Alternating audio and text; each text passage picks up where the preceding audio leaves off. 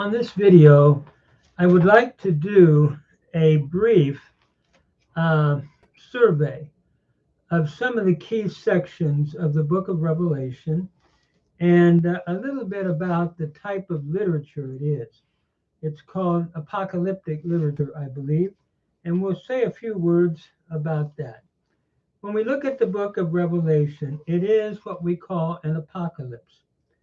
And it is interesting when we look at the background of apocalyptic literature and what it is, what happens in that literature, some of the different sources that can be very helpful are the intertestamental apocalyptic literature found in the pseudepigraphal, especially in the book, the pseudepigraphal edited by James H. Charlesworth, called the Old Testament Pseudepigraphal, Volume 1.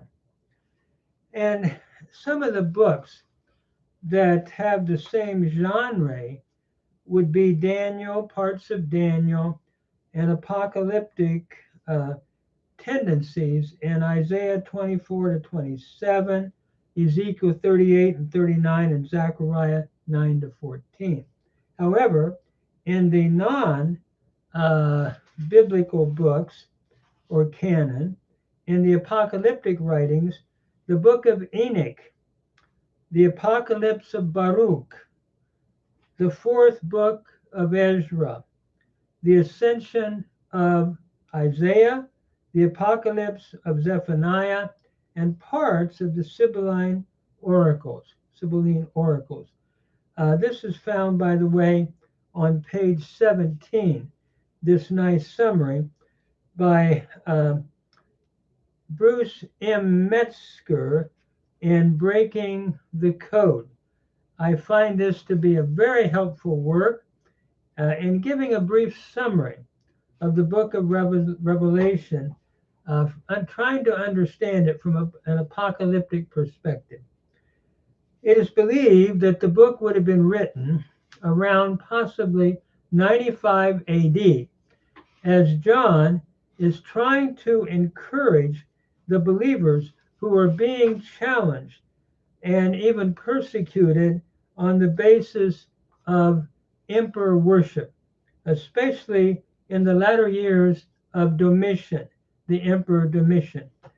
They were being asked to refer to him as Lord. And the Christians were saying, our Lord and our God, Dominus et Deus Noster. And the Christians were saying, we can't do that. And so John is writing to encourage the believers in Jesus Christ from the Isle of Patmos at that time. The language he uses is symbolic language. One of the things that I think in interpreting Revelation, it's important not to literalize the symbols, but understand the symbols and what they are symbolizing. And it's interesting as we look at an example. In the book of Ezekiel, Bruce gives an example that I think is very helpful. It's the vision of the valley of full dry bones, Ezekiel 37, 1 to 4. When the bones come together and form sinews and flesh. What is that about? Not about literal bones, but about the restoration that would come to Israel out of Babylon after the captivity, bringing life back to Israel. So it's symbolic, but it has applicational meaning. Another example he cites, and this is, by the way, on page 12 of Metzger's work, another example he cites is Peter's vision, where he sees in the house of Simon the tanner a vision. And in the vision, he sees animals that he's not able to eat, reptiles and birds, and they were unfit for him as a Jew following the Jewish law to eat. Peter says, that's okay. Go ahead and what is provided, partake of. It's not a literal vision about eating literal meats, I don't believe, and Metzger points this out, but a vision that it's okay for you to go to the house of Cornelius, for you to go to the house of a Gentile. And so the whole book of Revelation, it seems, was written in this apocalyptic style, where you have an image or a symbol that equals a reality. It's interesting when we think of an example of the beast coming out of the sea in chapter 13, having 10 horns and 7 heads. That is not a picture of a literal beast, but it seems to be in that context of the Roman Empire. And so it's important as we approach a book like Revelation to understand the type of symbolism and how we should not over literalize the symbolism. Like the 10 horns and the 7 heads, I should have said, in 13:1 is looking at the Roman Empire at that point. And so we're not literally thinking of a beast that has literal, that without literal description. So that's apocalyptic literature. We begin the vision with what we might call chapter 1, the vision of Christ. Following the introduction, a wonderful vision where he sees a beautiful picture of the sovereign Christ. And he describes him in verses 12. He hears a voice, and that voice he saw was in the midst of 7 golden candlesticks. And it's the voice of a strong voice. And he describes his head as white as wool, pure white, possibly looking at his purity. He describes his eyes as a flame of fire, looking at his all-penetrating knowledge and vision of what's in the human heart. He looks at his feet as burnished brass, showing again, can we say, his greatness, his strength, and his stability. We notice furthermore, as he's describing this picture, that he has a sword coming out of his mouth, picturing his word, and the voice he has is that of many waters, picturing his powerful voice.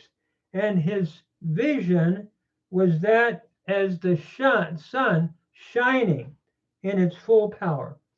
And so John said, I fell before his feet as dead, and he placed his right hand upon me, saying, now you write the things which you have seen.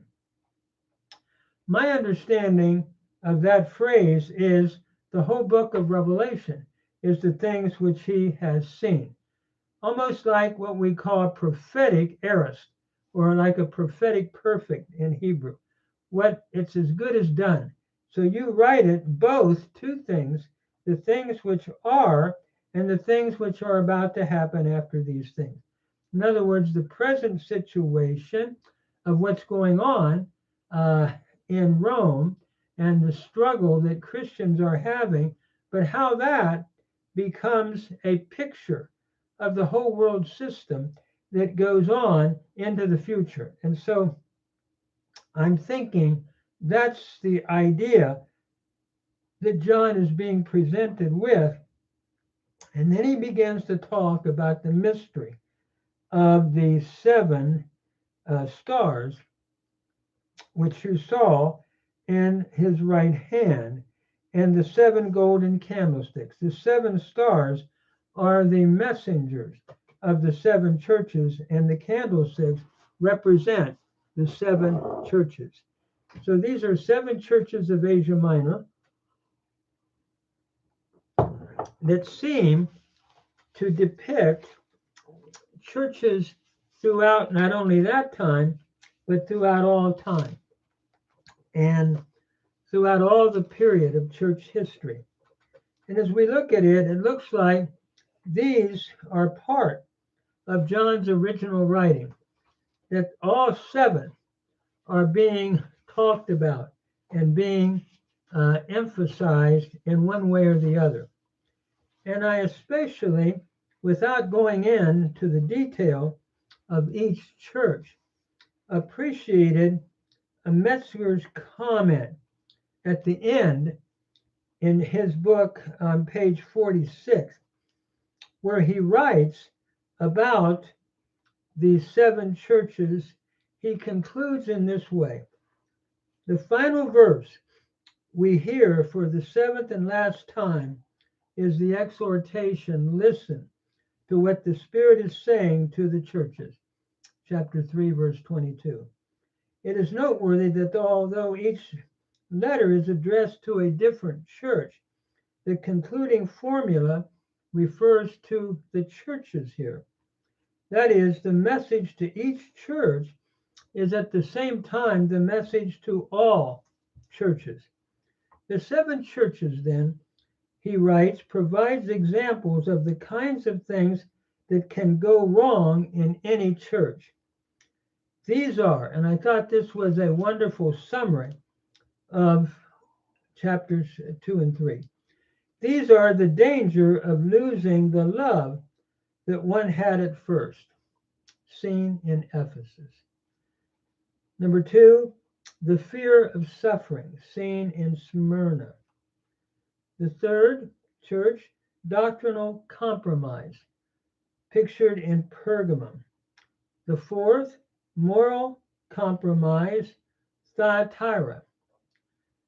The fifth, spiritual deadness in Sardis. The sixth, the failure to hold fast, Philadelphia, and lukewarmness in the book or in the church of Laodicea. I thought that was a good summary of what churches and individuals constantly are facing in this world. Danger of losing our first love, fear of suffering for the Lord, doctrinal compromise, moral compromise, spiritual deadness, failure to hold fast the faith, and lukewarmness. And so I thought that was, my wife and I have been looking at this book today, and we both thought that was a wonderful summary of chapters 2 and 3.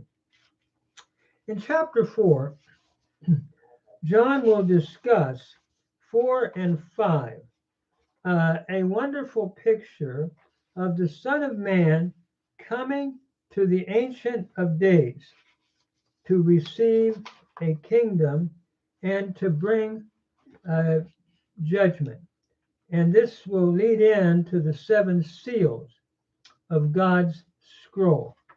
As we look at chapters 4 and 5, it's a vision of Christ receiving authority from God the Father, no doubt looking at his ascension and what has happened since then. And I love this section because of the different hymns that are found there. A hymn, for example, to God the Father, who is holy, holy, holy, the Lord Almighty, the one who was, the one who is, and the one who is coming, in verse 8.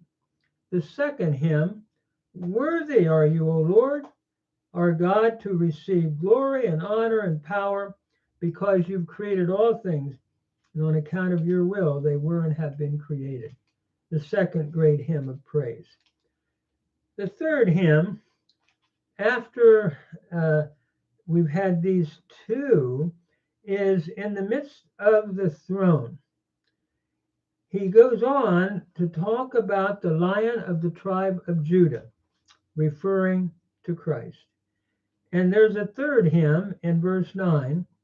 Now the heavenly angels are singing, "Worthy are you to receive the book and to open its seals, because you were slain, and you have redeemed to God by your blood out of every tribe and tongue and people and nation. And you have made them to our God a kingdom and priests, and they shall reign upon the earth." The third hymn is addressed to Jesus as the Lion of the tribe of Judah. The fourth hymn is in verse 12, when he saw the voice of many angels round about the throne, and the living creatures, and the elders, and their number was 10,000 times 10,000, singing that fourth hymn, "Worthy is the Lamb who was slain to receive power and wealth and wisdom and strength and honor and glory and blessing." So again, singing to Jesus. And then we come finally where all creation now joins in with the angelic host. And notice what they sing. "To the one who sits upon the throne and to the Lamb be blessing and honor and glory and power forever and forever." So we have that final hymn then in this section, concluding both glory and honor to the Father and to the Lamb, to the Son. This opens the door then to the 6 seals of the book of Revelation. I should say the 7 seals. And we begin in Revelation chapter 6. And it goes through chapter 8, verse 2. It is interesting when we look at these 6 seals. The first part, in each one, it's marked by going back to the book of Zechariah, where we see horses of various colors, red, black, white, and dapple gray. And he borrows from the symbolism of these horses and their colors, and has a rider on each one. What is interesting, as we look at these different seal judgments, the first 4 go together, and 5 and 6 then follow. And as we look at this section, it is interesting to consider just briefly what they seem to be saying. It reads, "I saw the Lamb open one of the 7 seals, and I heard one of the 4 living creatures call out as with a great voice, 'Come.' I looked, and there was a white horse. Its rider had a bow. A crown was given to him, and he came out conquering and to conquer." That rider on the white horse has been given different interpretations. I appreciate what Metzger had to say when he speaks of that white horse in this way. He says the key to the meaning of this lies in the bow. It was the characteristic weapon of the mounted Parthian warriors, to whom also white was a sacred color. So Parthia was a formidable neighbor on the eastern border of the Roman Empire. So what seems to be suggested, he writes, is a Parthian invasion that meets with success. This is on page 58 of the work Breaking the Code, Understanding the Book of Revelation. The second, then, imagery that he sees as he opens is a red horse.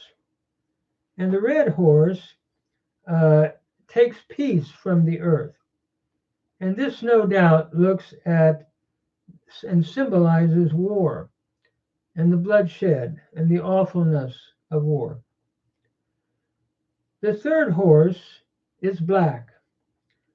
which seems to symbolize death and the darkness that would come from the underworld. And the writer holds a pair of scales in his hand.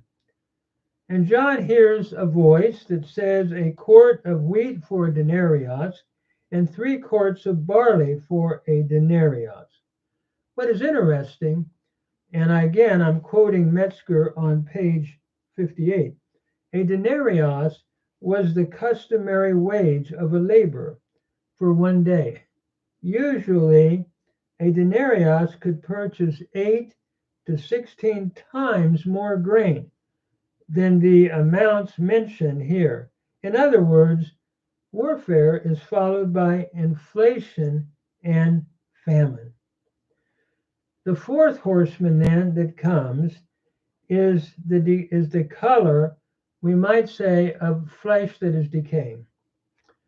And Hades, who was seen as the ruler of the underworld, follows close behind. And again, it looks like we have the aftermath of what the violence of war brought or brings to the world. Famine, pestilence, and a final devastation where wild animals then overrun what used to be where people would live. So with that introduction, and as we read this, it was interesting to me, again, to see how Dr. Metzger applied this. In on page 58 and 59, he writes, so the 4 horsemen of the apocalypse are brilliant little vignettes of God's judgment working out in history. This is what happens in the sphere of politics whenever men and women oppose the will of God, and this in the military sphere, and this in the sphere of economics. There are a few chapters in Revelation that speak more directly, he wrote, in our time, and he's writing back in 1993, I believe is the date of the publication of this book. Yes, 1993. There are a few chapters in Revelation that speak more directly to our time than this part of chapter 6. In books, in newspapers, in magazine articles, and in radio broadcasts, he wrote, we read and hear about the 4 horsemen of the apocalypse who are riding across the earth today. We hear the cry for justice. We sense that there must be a judgment in which the guilty will not be able to escape. And I think certainly as we read and hear news today and on the internet, we're seeing, as he says, the 4 horsemen, again, riding across the world.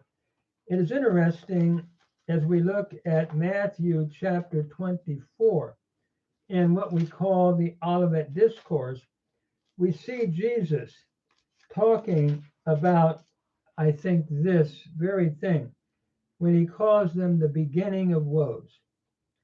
Notice as he's sitting there, he teaches his disciples that you are about to hear, first of all, of people denying and saying, I am the Christ, denying the true Christ and deceiving many. But then you'll hear of wars and rumors of wars. Not only that, but the end is not yet. You'll see nation arising against nation and kingdom against kingdom. And there shall be famines and earthquakes in every places. All these are the beginning of birth pangs. And then he goes on to talk about they shall deliver you into affliction and kill you, and you shall be hated by all nation on account of my name, and so forth. So, and the love of many will grow cold, but the one who endures unto the end will be saved, along with the gospel being preached unto the inhabited earth. So it seems, as we look at this, that there is a parallel that John is drawing back from, we could say, what Jesus taught in the Olivet Discourse, what we find in Matthew 24. And John, no doubt, was very familiar with that, of course, and is now putting it into, can I say, symbol, apocalyptic vision, driving home not only what was going on at that time, but what is going on through church history and continues on into today. And it seems to intensify as we move through history. It's also interesting, in conclusion, the opening of the fifth and sixth seals look at the persecution of believers in the fifth seal, and then finally the sixth seal will mark the return, what seems to be the return of Christ, where we see sun becoming black and the moon turned into blood. This is the kind of language that Joel refers to in Joel 2:31. The stars fallen from heaven like fig trees from a tree, Isaiah 34:4, and the sky rolled up like a scroll, Isaiah 34:4. And I appreciate Metzger's comments where he says, the use of cosmic convulsions to describe social and political upheaval is well established in biblical prophecy. Compare the picture of chaos in Jeremiah 4:23-26, where the desolation caused by foreign invaders is intended, and so forth. So this language, being highly colorful, seems to describe, and again, I'm referring back to Metzger on page 60, that all classes of society here will include a final day of judgment. And they are not so much afraid, he writes, of death as of the revealed presence of God and the righteous anger of Christ. They are heard to call to the mountains and to the rocks, fall on us and hide us from the face of the one seated on the throne and from the wrath of the Lamb, for the great day of their wrath has come, and who will be able to stand? No doubt looking at the final day of judgment. And Metzger seems to follow that same idea when Christ returns someday as King of Kings and Lord of Lords.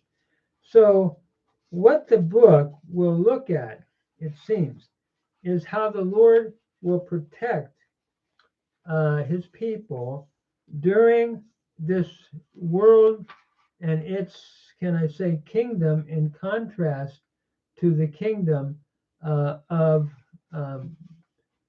Satan and the world. And this conflict that was going on in the Roman Empire continues all through time and will be finalized, it seems, at the end of the book when Jesus Christ returns someday as the King of Kings and Lord of Lords. And one of the things that we as believers can pray for is the soon coming of Christ, and that he will come soon. Because many of the things that the seals speak of seem to be present in some ways and has been present in the world since the time of when Christ gave the Olivet Discourse, but continues through time and even intensifies as time goes on. And that's possibly where the trumpets and the bowls will show an intensification of the seals and what those judgments are about. I think the important thing in reading a book like Revelation, in my understanding and looking at a writer like Metzger, is to look at the hymns of Revelation and look how Christ is being magnified and glorified. At the time when the Christians of Rome were being forced to refer to the emperor as Lord.